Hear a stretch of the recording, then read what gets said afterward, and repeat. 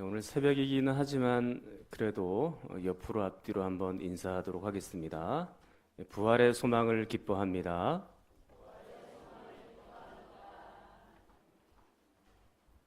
네, 우리 교회는 뭐 인사하면 순식간에 끝나니까요. 예, 새벽에 오신다는 것이 쉽지가 않습니다. 일주일 내내 고난 주간을 지나가면서 새벽 기도를 했는데 그렇게 계속해서 개근하는 거 쉽지 않은 일이죠. 그리고 오늘 부활주일 나와서 이렇게 말씀 듣고 예배 드리는 것도 새벽이라 더 힘들 줄 압니다. 우리 또 할렐루야 찬양대는 너무 또 일찍 오셔가지고 이게 또 목도 제대로 풀리지 않은 상태에서 또 그래도 이렇게 화장한 분은 없네요. 예, 그래. 화장을 좀 하시고 이렇게 서셔야 아무래도 다른 사람들 보기에도 민망하지 않을 부분들이 감춰지고 그런 부분들이 있을 텐데 그래도 이렇게 생얼로 오셔가지고 그래도 이 찬양을 완벽하게 해주시니까 감사하다 그런 마음이 듭니다. 어쨌든 이 모양 저 모양으로 하나님 앞에서 예배가 영광이 되고 부활하신 주님을 찬양하는 복된 시간이 되기를 바랍니다. 우리에게 칭의 문제는 굉장히 중요한 문제죠. 칭의라는 것은 의롭다, 칭함받다라는 것 아닙니까? 근데 이 칭의라는 것이 우리가 구원을 받게 되고 그리고 하나님 앞에 설 수 있게 되고 하나님과 교제할 수 있게 되는 결정적인 것이 바로 칭의입니다. 자, 그러면 도대체 어떻게 의롭게 되냐? 어떻게 구원을 받게 되고 어떻게 하나님 앞에 설 수 있는 자가 되냐? 이 문제를 가지고 신학자들과 그리고 철학자들과 심지어 불신자들까지 엄청나게 많은 토론을 하였습니다. 근데 그 수많은 방법들이 나왔지만 이게 딱 좁혀보면 두 가지입니다. 첫 번째는 행함으로 의롭다함을 받는다라는 점이죠. 착한 일을 많이 하고 또 성공하고 돈을 많이 벌어서 이웃들과 함께 나누어 쓰고 구제하고 그리고 도덕적인 의무를 다하여 살고 그리고 윤리적으로 살아가면 분명히 우리는 거룩한 칭의에 이를 수 있다라고 생각하는 것입니다. 자, 성경에도 이런 사람들이 있었죠. 바로 율법주의자들입니다. 그래서 그들은 할례를 받고 안식일을 지키고 계명을 잘 지키고 유대인 명절을 잘 지키면 그 사람은 의롭게 되고 구원받을 수 있게 된다라고 하는 이 행위 구원을 주장하는 사람들이 있었던 것입니다. 자, 물론 언뜻 보기에는 이런 분들의 삶이 굉장히 아름다워 보이고 거룩하게 보이죠. 심지어는 믿는 사람들보다도 더 거룩한 삶을 살아가는 것처럼 보이고 더 착한 사람들이 분명히 있기는 합니다. 그러나 과연 이렇게 우리가 열심히 행동을 한다고 해서 우리가 의롭게 되는 것일까? 어느 정도 의로워야 하나님 앞에 설 수 있는 사람이 될까요? 그거는 완전한 의로움이 있어야 하나님 앞에 설 수 있는 것입니다. 그러니까 100점을 맞아야 된다는 얘기예요. 이게 90점 맞으면 우등생이잖아요. 잘하는 거잖아요. 근데 95 정도 아니에요. 근데 99점도 아닙니다. 100점을 맞아야 하나님 앞에 딱 설 수 있는 것이거든요. 그런데 100점을 맞을 수 있는 사람이 누가 있겠어요? 행함에 있어서 그리고 우리의 생각에 있어서 100점을 맞을 수 있는 그런 사람이 누가 있겠느냐라는 얘기입니다. 혹시 99점은 있을지 모릅니다만 그러나 100점은 아무도 없습니다. 그래서 모든 사람이 다 죄를 지었다라고 성경은 우리에게 증언하고 있는 바죠. 자, 그러면 이렇게 행위로 구원을 받을 수 없고 의롭게 될 수 없다면 우리가 그 다음 단계로 생각해 봐야 될 것이 무엇입니까? 그것은 믿음으로 구원받는 방법, 그 길을 찾을 수밖에 없는 것이죠. 우리 스스로는 도무지 의롭게 될 수 없고 100점을 맞을 수 없으니 이제는 하나님께서 우리에게 마련하신 방법을 우리가 의롭게 되는 방법을 그걸 믿음으로 받아들인다라는 것입니다. 이게 바로 우리가 성경적인 관점인 것이죠. 그리고 오늘 이 성경 본문에 그 믿음의 길을 우리에게 가르쳐 놓고 있는 것입니다. 자, 16절 말씀 한번 읽겠습니다. 16절입니다. 16절 시작.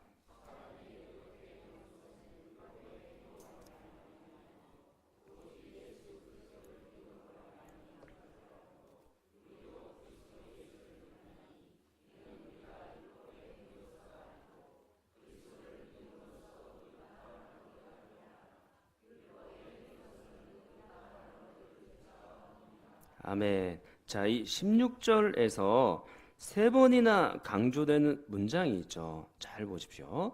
사람의 의롭게 되는 것은 그렇게 되어 있고 율법의 행위로 말미암음이 아니요.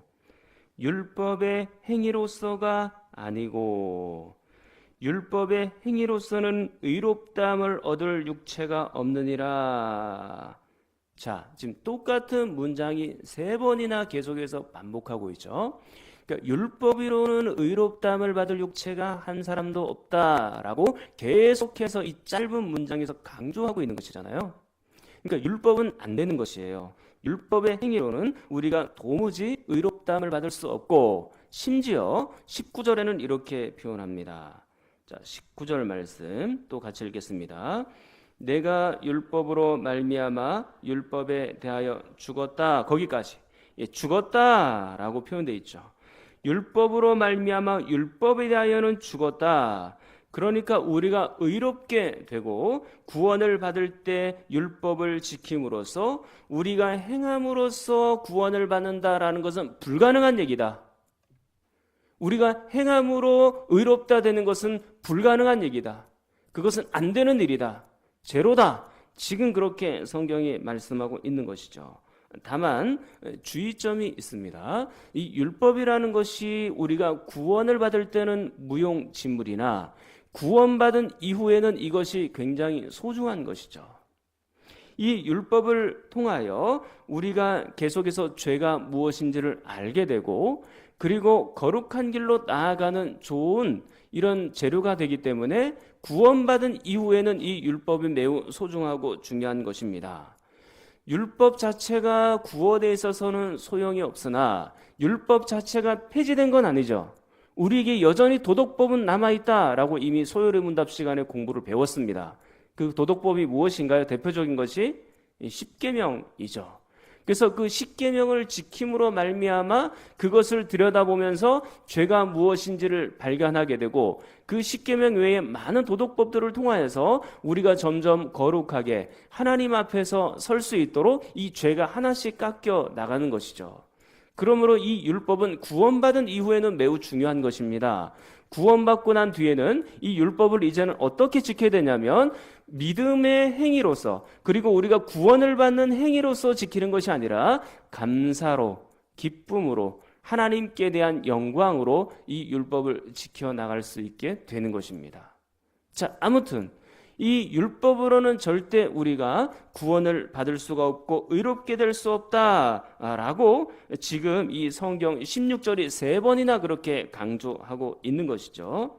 자, 이렇게 율법으로는 구원받을 수 없으니 우리에게 남아있는 것은 무엇이라고요? 믿음밖에 없다라는 것입니다. 하나님의 은혜로 주어지는 것을 믿음으로 받아들이는 그런 방법밖에 없는 것이죠. 자, 그래서 16절을 다시 한번 보십시오. 자, 16절 말씀. 자, 율법 못지않게 계속해서 강조되는 것이 무엇이냐면 그 믿음입니다. 자, 한번 보십시오. 오직 예수 그리스도를 믿음으로 우리도 그리스도 예수를 믿나니 그리스도를 믿음으로써. 자, 여기서도 지금 믿음이 몇 번이나 강조되고 있나요? 세 번이나 지금 강조가 되고 있죠. 그러니까 율법으로는 안 된다 라는 것 세 번, 믿음으로만 된다라는 것 세 번, 거기에 지금 상응하여 율법으로 안 된다는 것을 상응하여 믿음으로서만 가능하다라는 것을 세 번 지금 똑같이 강조하고 있는 것입니다. 그러니까 우리에게 이 믿음은 굉장히 중요한 것이고 이 믿음을 통하여만 반드시 의롭게 된다라고 말씀하고 있는 것이죠. 자, 그러면 믿음의 내용이 무엇일까요? 무엇을 믿어야 되는 것입니까? 자, 16절 말씀 자세히 한번 보시면 믿음을 강조할 때마다 등장하는 단어가 있죠. 이게 무엇입니까? 그렇죠. 예수 그리스도를 믿음으로 그렇게 되어 있습니다. 그러니까 우리의 믿음의 대상, 우리의 믿음의 내용은 무엇이라고요? 예수 그리스도라고 말씀하고 있는 것입니다. 히브리서 12장 2절 말씀, 제가 굉장히 사랑하는 말씀인데 거기에 보면 이렇게 되어 있습니다. 믿음의 주요 또 온전하게 하신 예수를 바라보자, 그렇게 되어 있습니다. 믿음의 주님, 우리를 온전하게 하시는 예수님, 믿음의 대상은 누굽니까? 예수 그리스도밖에 없다라고 우리에게 지금 말씀해 놓고 있는 것이죠. 세상에 허다한 잡신과 우상들이 있습니다만 그것은 믿음의 대상이 아니고 오직 예수 그리스도만 참신이고 그리스도만 믿어야 할 것이다 라고 우리에게 권면해 주는 말씀인 것이죠. 그러므로 우리를 온전하게 만들어 주실 분, 우리를 의롭게 만들어 주실 분, 우리를 구원하실 분, 우리를 하나님의 자녀로서 인정해 주실 유일한 분은 바로 예수 그리스도를 믿는 그 길밖에 없다라고 지금 성경이 계속 강조하고 있는 것입니다. 자, 그러면 구체적으로 예수님의 어떠한 부분을 믿어야 하고 예수님께서 우리를 위하여 해주신 일이 무엇입니까? 여러 가지 일이 있을 수 있겠습니다만 가장 핵심적인 것, 오늘은 새벽이니까 가장 핵심적인 것 두 가지만 말씀을 드리면 첫 번째로는 예수 그리스도께서 우리 죄를 지시고 십자가에 죽으셨다라는 것을 믿는 일입니다. 자, 이것은 일주일 내내 제가 고난 주간 통해서 새벽 기도를 통해서 여러분들에게 말씀드리기도 했었지만 오늘 갈라디아서 2장 20절에 또 나옵니다. 자, 이렇게 되어 있습니다. 내가 그리스도와 함께 십자가에 못 박혔나니. 아멘. 자, 예수님이 먼저 십자가에 못 박히셨다라고 그렇게 되어 있죠. 우리 죄를 위하여 예수님이 십자가에 못 박혀 죽으신 것입니다. 이것을 믿어야 되는 것이죠. 자, 그런데 이제는 내가 예수 그리스도를 따라 그 십자가에 함께 못 박혀 있죠. 자, 이것은 내가 이미 죽음 가운데 있었다라는 것을 반영하는 것입니다. 내가 사형 언도를 받고 이 십자가라는 것은 사실은 좋은 것이 아니라 죄인의 형틀입니다. 사형수를 죽일 때 사용하는 그런 형틀이죠. 내가 사형 언도를 받고 이 죄로 말미암아 너는 사형이다 라고 판결을 받아서 당연히 십자가에 내가 못 박혀 있어야 마땅하다라는 것도 포함되어 있는 것입니다. 그리고 또한 어떤 의미에서 앞으로 나는 계속해서 십자가에 못 박혀 있어야 하는 것이죠. 자, 성경 갈라디아서 5장 24절을 보겠습니다. 갈라디아서 5장 24절. 자, 같은 갈라디아서니까요. 한번 찾아보겠습니다. 갈라디아서 5장 24절.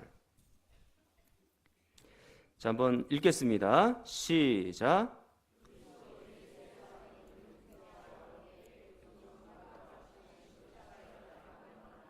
아멘. 자, 우리가 이미 예수 그리스도를 믿음으로 의롭게 되었음에도 불구하고 사도 바울은 지금 뭐라고 말씀합니까? 우리의 육체를 십자가에 못 박아야 합니다. 또 우리의 정욕과 탐심을 십자가에 못 박아야 합니다. 그렇게 지금 말씀하고 있죠. 어떤 때는 이 못이 헐거워져 가지고 이것이 덜렁덜렁 할 때가 있습니다만 그럴 때는 빨리 새로운 못을 가져와서 다시 쳐야 되는 것입니다. 우리 육체와 정욕과 탐심을 여전히 십자가에 못 박으면서 그렇게 살아가야 되는 것이죠. 그리고 나는 철저하게 죽어야 하고 내가 살아있으면 안 되는 것입니다.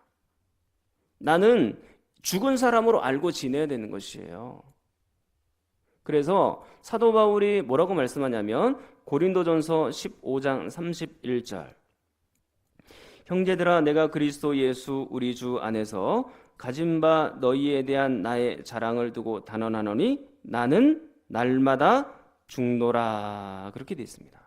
그러니까 사도 바울은 지금 날마다 죽는다라고 했습니다. 자기 자신이 살아있을까봐 그것이 두려워서 날마다 자기 자신을 십자가에 못 박고 있다. 지금 그렇게 말씀하고 있는 것이죠. 그리스도와 함께 십자가에 못 박아 그리스도를 따라 그리스도와 함께 내가 십자가에 여전히 못 박혀 있어야 된다라고 말씀하는 것입니다. 교회 안에서 산자들이 너무 많으면 안 돼요. 펄펄 살아있는 사람들이 너무 많으면 교회가 어지럽게 됩니다. 자기 주장을 강하게 하면 교회가 굉장히 힘들어집니다. 내가 살아있으면 안 되는 것이죠. 예수님이 죽으신 것처럼 나의 그런 정욕과 주장과 탐심과 육체를 십자가에 못 박아야 되는 것입니다. 그리고 예수 그리스도의 십자가에서 죽으신 그 죽음처럼 우리도 날마다 죽어야 되는 것이죠. 그 예수 그리스도의 십자가의 믿음을 가지고 동시에 나도 죽었었구나, 그리고 앞으로 나도 죽어야 되겠구나 라는 것을 계속 믿음으로 가지고 있어야 되는 것입니다. 자, 그리고 두 번째, 우리가 무엇을 믿어야 할까? 믿음의 내용이 무엇입니까? 그건 예수 그리스도의 부활이죠. 자, 2장 20절, 갈라디아서 2장 20절로 돌아오겠습니다. 내가 그리스도와 함께 십자가에 못 박혔나니 그런즉 이제는 내가 사는 것이 아니요 오직 내 안에 누가 삽니까? 그리스도께서 사시는 것이라. 아멘. 자, 내 안에서 나는 철저하게 죽어야 되죠. 대신에 누가 살아야 되는 것입니까? 예수 그리스도께서 사셔야 되는 것입니다. 나는 죽고 부활하신 예수 그리스도께서 내 안에서, 내 영혼 안에서 사셔야 된다라는 말씀입니다. 나는 죽고 부활하신 예수님이 사셔야 하는 것이죠. 자신의 죽음을 확인한 뒤에 그 다음에 우리는 다음 단계로 나가야 되는데, 그것은 예수 그리스도의 부활을 내 마음에 받아들이는 것입니다. 꼭 다시 한번 강조하고 또 기억합니다. 이 부활로 가기 위해서 우리는 먼저 죽어야 됩니다. 철저하게 먼저 죽어야 그 다음에 부활로 생명으로 나아갈 수 있는 것이죠. 죽지 않고는 우리가 생명으로 부활로 절대로 나갈 수가 없다라는 것입니다. 자, 아는 게 아니라 세상에 이 수많은 사람들은 하나님 앞에서 자기가 얼마나 큰 죄인인지를 잘 모르죠. 심지어 우리 성도들조차 우리 안에 꿈틀대는 욕망을 제어하기가 쉽지가 않습니다. 다른 사람들을 참아주는 것도 그렇게 쉽지가 않죠. 세상 유혹을 견디는 것도 매우 어려운 일입니다. 그러나 이 모든 것들을 다 죽여야 예수님의 새 생명의 십자가의 부활로 연결될 수 있는 것입니다. 죽지 않고서는 예수 그리스도의 생명의 부활, 그것이 우리 안에 있다 한들 우리는 참으로 비참한 생애를 계속해서 살아갈 수밖에 없는 것이죠. 그런데 교회 안에서 또 반대로 하는 사람이 있어요. 죄는 살리고 예수 그리스도는 죽이는 그런 사람이 있을 수 있습니다. 우리의 정욕은 살리고 우리의 의로움은 죽이는 그런 사람이 있을 수 있습니다. 자, 만약 그런 사람들이 있다면 그들은 예수 그리스도의 부활에 동참하는 사람이 아니죠. 십자가에 함께 죽지 못하는 사람은 부활에도 참여할 권한이 없는 것입니다. 사랑하는 성도 여러분, 이제 말씀을 정리하겠습니다. 의로움의 길은 두 가지가 있다고 말씀을 드렸죠. 100% 율법을 완벽하게 지킬 것. 그게 안 되면 우리는 어떻게 됩니까? 두 번째, 믿음으로 가는 길이 있는 것입니다. 성경적인 것은 바로 이 믿음의 길인 것이죠. 자, 그리고 믿음의 대상은 누구입니까? 예수 그리스도입니다. 그리고 우리가 믿음의 내용은 무엇인가요? 예수 그리스도의 십자가의 죽음, 그리고 나도 동시에 거기서 죽었다는 그 믿음, 그리고 또 하나 예수 그리스도의 부활을 믿는 것입니다. 사랑하는 성도 여러분, 부활은 죽음을 전제하는 거예요. 그러니까 십자가의 죽음 없이 부활이 일어날 수가 없는 거죠. 이게 거꾸로 갈 수가 없는 것입니다. 죽지 않았는데 삶이 있다, 그건 말이 안 되는 것이에요. 죽지 않았는데 부활이 있다, 그것은 논리적으로 일어날 수가 없는 일입니다. 죽어야 다시 살림을 받을 수 있는 것입니다. 저는 여러분이 이 부활의 새벽에 그리스도와 함께 죽고 그리스도와 함께 부활하는 놀라운 역사가 있기를 축원합니다. 우리 한번 통성으로 기도하겠습니다. 하나님 아버지, 우리에게 믿음으로 구원을 얻게 하시니 감사합니다. 예수 그리스도를 믿어 의롭게 만들어 주심을 감사합니다. 이제 우리가 예수 그리스도와 함께 십자가에서 죽고 예수 그리스도와 함께 살게 하여 주시옵소서. 죄는 죽고 의로움이 살아나게 하시고 세상 욕망과 탐심은 죽고 내 삶을 통하여 하나님의 영광만 살게 하여 주시옵소서. 우리 함께 기도하겠습니다.